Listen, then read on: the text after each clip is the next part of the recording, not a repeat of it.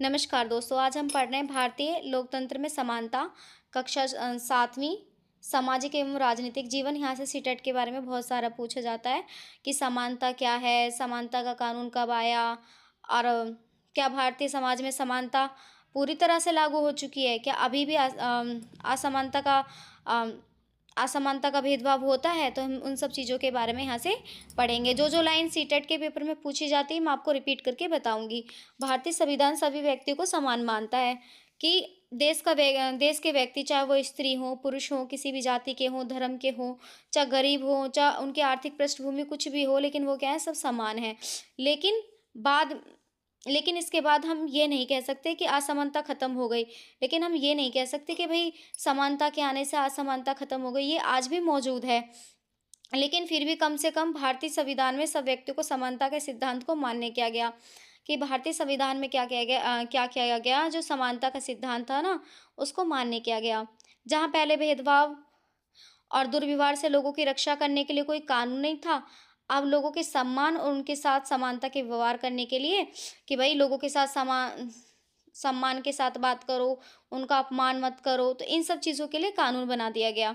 समानता को स्थापित करने के लिए संविधान में जो प्रावधान है, उनमें से कुछ निम्नलिखित हैं। प्रथम, कानून की दृष्टि में हर व्यक्ति समान है।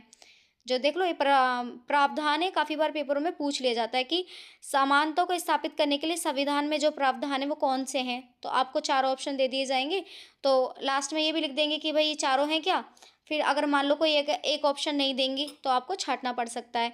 प्रथम, कानून की दृष्टि में हर व्यक्ति समान है। इसका तात्पर्य यह है कि हर व्यक्ति को देश के राष्ट्रपति से लेकर कांता जैसे घरेलू काम की नौकरी करने वाली महिला तक सभी को एक जैसे ही कानून का पालन करना होता। दूसरा, किसी भी व्यक्ति के साथ उसके जाति, धर्म, वंश, जन्म स्थान के आधार पर कोई भेदभाव नहीं किया जाएगा और उसके स्त्री या पुरुष होने के आधार पर भेदभाव नहीं किया जा सकता। तीसरा, हर व्यक्ति सार्वजनिक स्थानों पर जा सकता है जिनमें खेल के मैदान हो, होटल, दुकानें, बाजार आदि। तो पहला क्या हो गया कि भाई कानून की दृष्टि में हर कोई व्यक्ति समान है, चाहे वो राष्ट्रपति का काम करता हो, चाहे वो घर का काम करता हो, सब समान है। दूसरा क्या हो गया, उसके साथ जाति धर्म के आधार पर किसी भी प्रकार का कोई भेदभाव नहीं होगा, चाहे वो स्त्री हो चाहे पुरुष हो। तीसरा, कि सबको कहीं भी जाने की स्वतंत्रता है, उसके साथ कोई भेदभाव नहीं किया जाएगा कि भाई तुम यहाँ इतने रईस हो तो तुम यहाँ पे चले जाओ, तुम गरीब हो तो यहाँ पे चले जाओ, ऐसा कुछ नहीं है। कोई भी कहीं भी जा सकता है, जिसका मन कर रहा है वो खेल के मैदान में जा सकता है, वो किसी भी जाति का हो। चाहे जैसे अब यहाँ पे है, कुआं, सड़कें और नहाने के घाटों का उपयोग कर सकते हैं। चौथा, अस्पृश्यता का उन्मूलन, कि छुआछूत का उन्मूलन कर दिया। अस्पृश्यता होता है कि छुआछूत, कि भाई तुम हमारे छूने योग्य नहीं हो। जैसे कि बहुत से कहते हैं कि हाँ भाई हम ऊंची जाति के हैं और तुम नीची जाति के हो तो तुम हमसे दूर रहो। तो इस टाइप से कि इसने इस खाने को छू दिया तो हम इसको खा नहीं सकते। तो उस चीज़ का भी क्या कर दिया गया यहाँ पे, उस चीज़ को भी हटा दिया गया। शासन ने संविधान द्वारा मान्य किए गए समानता के अधिकार को दो तरह से लागू किया। पहला, कानून के द्वारा, दूसरा सरकार की योजना व कार्यक्रम द्वारा। सुविधाहीन समाजों की मदद करके, कि दो तरीके से इनको लागू किया गया समानता के अधिकार को। पहला कानून के द्वारा, दूसरा सरकार की योजनाओं द्वारा और कार्यक्रम द्वारा। तो याद रखना, दो तरीके से लागू किया गया था, कानून के द्वारा और कार्यक्रम और सुविधाओं के द्वारा। भारत में ऐसे अनेक कानून हैं जो व्यक्ति के समान व्यवहार प्राप्त करने के अधिकार की रक्षा करते हैं। कि भारत में ऐसे अनेक कानून हैं जो व्यक्ति के समान व्यवहार प्राप्त करने के लिए, उनके अधिकारों की रक्षा करने के लिए काम करते हैं। कानून के साथ साथ सरकार ने उन संविधाओं को जिनके साथ सैकड़ों वर्षों तक असमानता का व्यवहार हुआ, उनको जीवन सुधारने के लिए अनेक कार्यक्रम और योजना लागू की। ये योजनाएं ये सुनिश्चित करने के लिए चलाई गई कि जिन लोगों को अतीत में अवसर नहीं मिले, अब उन्हें अधिक अवसर मिले।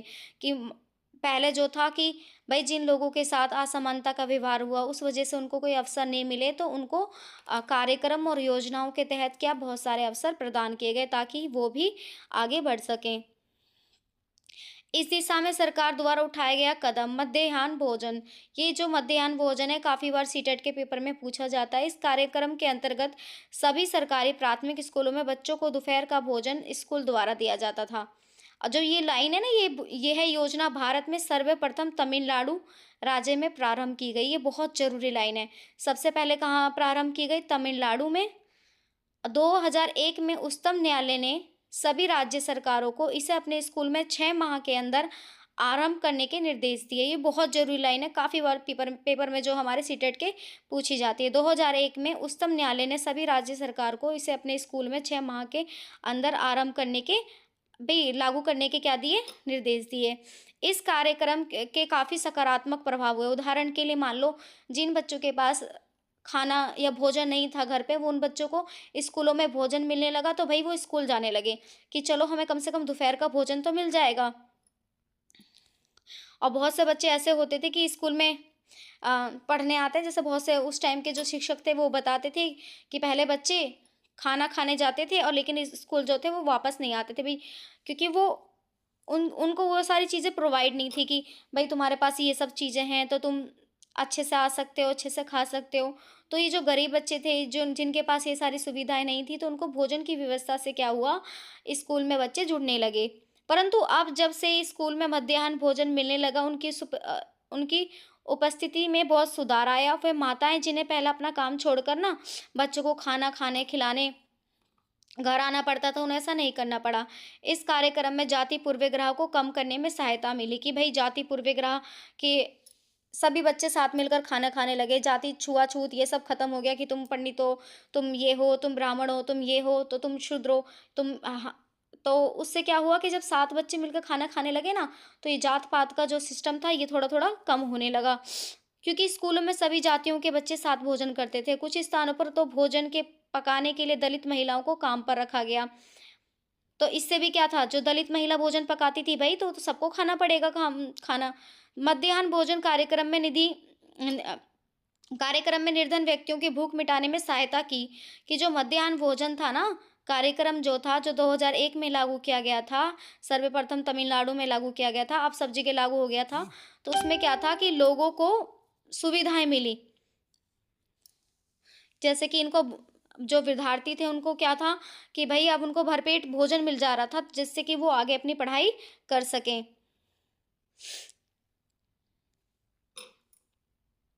खाली पेट स्कूल जाते थे, इस कारण पढ़ाई नहीं कर पाते। तो जो बच्चे ऐसे होते थे ना जो खाली पेट स्कूल जाते थे, वो पढ़ाई नहीं कर पाते थे। तो अब ऐसा कुछ भी नहीं था कि बच्चों की जो भूमिका थी जिस स्कूलों में आने की, वो बढ़ती जा रही थी। यह भी शासकीय कार्यक्रम अवसरों की समानता बढ़ाने में महत्वपूर्ण भूमिका निभा रहे थे।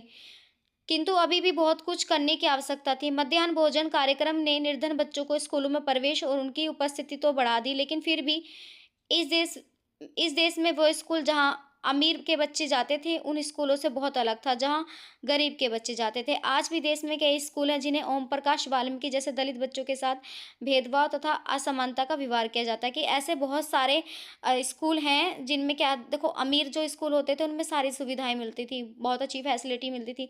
गरीब जो मतलब स्कूल जो होता था ना, जिसमें गरीब बच्चे पढ़ते थे, जैसे सरकारी स्कूल हो गए थे, उनमें इतनी सुविधाएँ नहीं थी। तो अब उनके बच्चे आपस में क्या करेंगे कि भई तुम ऐसे स्कूल में पढ़ते हो, मैं वैसे स्कूल में पढ़ता हूँ। इन बच्चों को ऐसी असमान स्थितियों में ढकेला जाता था जहाँ उनके सम्मान की रक्षा नहीं हो पाती थी। ऐसा इसलिए कि क्योंकि कानून बन जाने के बाद लोग इन्हें समान समझने से इनकार कर देते थे, कि कानून तो बन गया था, लोगों के अंदर की जो भावना थी ना, वो पूरी तरह से बदली नहीं थी। इसका मुख्य कारण यह है कि दृष्टिकोण, वो बहुत धीरे-धीरे परिवर्तन आता आता है, कि जब हमारा जो कि मान लो कोई भी व्यक्ति है, वो अपने अंदर दृष्टिकोण बना लेता है, भई ये इस जाति का है और हम इस जाति के हैं, अगर हमने इसको छुआ तो हम मैले हो जाएँगे, ये हो जाएगा। तो वो दृष्टिकोण बदलने में काफ़ी समय लग जाता है। यद्यपि लोग ये जानते हैं कि भेदभाव का व्यवहार कानून के विरुद्ध है, फिर भी वे जाति, धर्म, अपंगता, आर्थिक स्थिति और महिला होने के आधार पर लोगों से असमानता का व्यवहार करते हैं। लोग ये जानते भी कि कानून के विरुद्ध है, फिर भी ये कार्य करते हैं। वर्तमान दृष्टिकोण को बदलना तभी संभव है जो लोग ये विश्वास करने लगे कि कोई भी कमतर नहीं है, कि अगर हम मान लें कि कोई भी, जैसे यहाँ पे कोई जाति के आधार पर, धर्म के आधार पर, अपंगता के आधार पर, आर्थिक स्थिति से या महिला होने से कोई कम नहीं है, सब बराबर हैं, तो ये समाज जो समानता का अधिकार है पूर्ण तरीके से माना जाएगा कि भई हाँ, सब समानता के अधिकार को मान रहे हैं। हर व्यक्ति सम्मानजनक व्यवहार का अधिकारी है, कि हर व्यक्ति को समान भई सम्मान मिलना चाहिए, किसी के साथ अपमान की भावना नहीं करना चाहिए, किसी का अपमान नहीं करना चाहिए। प्रजातंत्रीय समाज में समानता स्थापित करना एक सतत संघर्ष है, कि जो प्रजातंत्रीय समाज है, उसमें समानता स्थापित करना बहुत ही एक सतत संघर्ष है, कि बहुत ही संघर्ष का काम है, जिसमें व्यक्तियों और विभिन्न समाजों को सहयोग देना पड़ेगा। इ इस पुस्तक में आप इसके बारे में और अधिक पढ़ेंगे, कि मतलब यहाँ पर है कि यहाँ पे पूरी कोशिश ये की गई है समानता के चैप्टर में भई, कि समानता जो है वो सभी व्यक्तियों को समान समान देखें, उनके साथ किसी भी प्रकार का भेदभाव ना करें, चाहे वो जाति हो, धर्म हो, लिंग हो या आर्थिक दृष्टि से अम, कमज़ोर हो, सभी समान हैं उनकी दृष्टि में। जैसे कि यहाँ पे कहा गया है, अपने आत्मसम्मान को दाँव पर लगाकर जीवित रहना अशोभनीय है। आत्मसम्मान जीवन का सबसे बड़ा ज़रूरी हिस्सा है। तो यहाँ पे सबसे बड़ी बात है, कि जो सबसे ज़रूरी लाइन है, कि जो भीमराव अम्बेडकर थे, उन्होंने ये कहा है कि मानव जीवन जो है, वो अपने आत्मसम्मान के उच्च आदर्शों को विकसित करने और अपने मानव जीवन को बेहतर बनाने में करे, कि जो अपने जो जीवन का जो बलिदान करे ना, वो कोई भी मानव है, तो पहले तो अपने आत्मसम्मान को बचा के रखे, उसको किसी किसी से गिरने ना दे। दूसरा ये कि मानव जीवन को बेहतर बनाने का कार्य करे, ना कि दूसरे का अपमान करने का कार्य करे। और जो भीमराव अम्बेडकर, इन्होंने बहुत सारे वो भी लिखे, दलितों के लिए लिखे, विधवा विवाहों के लिए लिखे। इन्होंने बहुत सारे कानूनों में बदलाव करे, ताकि जो व्यक्ति हैं, जो दलित हैं, उनको भी अधिकार मिल सके, वो भी कानून की दृष्टि में समान रूप से योगदान दे सकें। अन्य लोकतंत्र में समानता के मुद्दे। शायद आप सोच रहे होंगे कि भारतीय लोकतंत्र ही ऐसा है जहाँ असमानता अस्तित्व है। मतलब यहाँ पर ये है, ये समझाने की कोशिश की गई है कि भारत एक ऐसा देश नहीं है जहाँ पर ये लोकतंत्र कि लोकतंत्र होते हुए भी, लोगों की जनता होते हुए भी असमानता का व्यवहार है, बल्कि ये बाहर के देशों में भी है, जहाँ जहाँ ये भेदभाव हमें देखने को मिल सकता है। जैसे कि अफ्रीका अमेरिकन लोग, संयुक्त राज्य में अमेरिका में अफ्रीकी अमेरिकन लोग जो हैं, यहाँ पे हमें भेदभाव देखने को मिल सकता है। जो अफ्रीकी अमेरिकन लोग थे, इनके पूर्वज क्या थे? गुलाम थे। फिर इन्हें और अफ्रीका से लाए गए थे। वे आज भी अपने जीवन का मुख्य रूप से असमान बताते हैं, मतलब अपने जीवन में बताते हैं कि हमारे साथ भेदभाव किया जाता है। 1950 के अंतिम दशक में अफ्रीकी अमेरिकों को समान अधिकार दिलाने के लिए आंदोलन हुआ। इससे पहले अमेरिकनों के साथ संयुक्त राज्य में बहुत असमानता का व्यवहार होता था, और कानून भी उन्हें समान नहीं मानता था। मतलब इससे पहले क्या होता था, 1950 के अंतिम दशक से पहले जो होता था, कि भाई जो वहाँ का कानून था ना, वो भी इनके साथ भेदभाव करता था, गोरे काले का भेदभाव करता था, कि भाई ये अफ्रीकी है तो इसके साथ ऐसा करना चाहिए। तो यहाँ पे उनके साथ बहुत भेदभाव किया जाता था। तो 1950 के अंतिम दशक में अफ्रीकी अमेरिकनों को समान अधिकार दिलाने के लिए आंदोलन हुआ। इससे पहले अफ्रीकी अमेरिकनों के साथ संयुक्त राज्य में बहुत असमानता का व्यवहार होता था। कानून भी उन्हें समान नहीं मानता था। उदाहरण के लिए बस में यात्रा करते समय उन्हें बस में पीछे बैठना पड़ता था, या जब भी गोरा आदमी बैठना चाहे तो उन्हें अपनी सीट से उठ जाना पड़ता था। मान लो कि कोई गोरा आदमी आ गया और कोई काला व्यक्ति भी उस सीट पे बैठा हुआ है, तो उसको वहाँ से उठना पड़ेगा। इतना असमानता का वहाँ पे भेदभाव था। और जैसे हम यहाँ पढ़ेंगे, रोजा पार्क्स एक अफ्रीकी अमेरिकन महिला थी। 1 दिसंबर 1955 को दिन भर काम करके थक जाने के बाद उन्होंने क्या करा, अपनी सीट एक गोरे व्यक्ति को देने से मना कर दिया। कि वो जब बस में बैठी तो एक गोरे व्यक्ति ने उन्हें वहाँ से उठने के लिए कहा और उन्होंने मना कर दिया। उस दिन से उनके इनकार करने से अफ्रीकी अमेरिकनों के साथ असमानता को लेकर एक विशाल आंदोलन प्रारंभ हुआ, जो नागरिक अधिकार आंदोलन, सिविल राइट्स मूवमेंट कहलाया गया। ये हमेशा याद रखना, जो क्या कहलाया गया, असमानता को लेकर एक विशाल आंदोलन प्रारंभ हुआ, जो सिविल राइट मूवमेंट कहलाया गया। बहुत बार पूछा जाता है। नागरिक अधिकार आंदोलन सिविल राइट मूवमेंट कहलाया गया। 1964 के नागरिक अधिकार अधिनियम ने नस्ल, धर्म और राष्ट्रीय मूल के आधार पर भेदभाव को निषिद्ध कर दिया। 1964 में क्या हुआ? नागरिक अधिकार अधिनियम ने क्या करा? भाई किसी के साथ नस्ल, धर्म, राष्ट्रीय मूल के आधार पर कोई भी भेदभाव नहीं किया जाएगा। इसने ये भी कहा कि अफ्रीकी अमेरिकन बच्चों के साथ सब स्कूलों के दरवाजे खोले जाएंगे, कि चाहे कोई अफ्रीकी हो चाहे कोई अमेरिकन हो, सबको सबके साथ समान व्यवहार किया जाएगा। सबके लिए स्कूलों के दरवाजे खोले जाएंगे। उन्हें उन अलग स्कूलों में नहीं जाना पड़ेगा जो विशेष रूप से केवल उन्हीं के लिए खोले गए थे। इतना होने के बावजूद भी अधिकांश अफ्रीकी अमेरिकन गरीब हैं। अधिकतर अफ्रीकी अमेरिकन बच्चे केवल ऐसे सरकारी स्कूलों में प्रवेश लेने के ही सामर्थ्य रखते जहां कम सुविधा हो, क्योंकि वो गरीब हैं, उनके पास इतना सामर्थ्य नहीं है कि वो जो अच्छे स्कूल में जा सकें। कम योग्यता वाले शिक्षक हैं, जहाँ गोरे विद्यार्थी निजी स्कूलों में जाते हैं या उन क्षेत्रों में रहते हैं जहाँ के सरकारी स्कूलों का स्तर निजी स्कूलों से ऊंचा है।